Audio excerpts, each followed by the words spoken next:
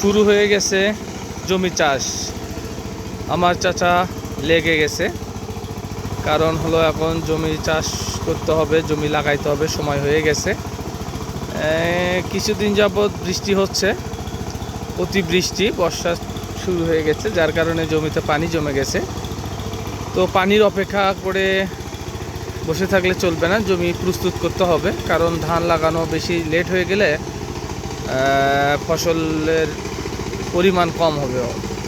তো এই জন্যই চাষ দেওয়া শুরু করে দিয়েছি জমিতে।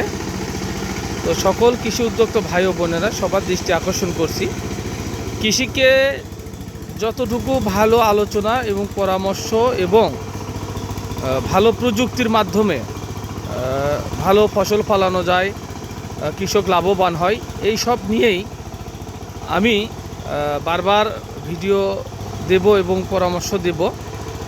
আপনারাও যারা কৃষি উদ্যোক্তা ভাই ও বোনেরা আছেন, আপনারাও আমার কমেন্ট বক্সে এটা আলোচনা শোনার পরে কিছু বলে যাবেন, কারণ আমার সব সিদ্ধান্ত বা আমার সব আলোচনাই যে সঠিক হবে তাও না, ভুলের ঊর্ধ্বে মানুষ না।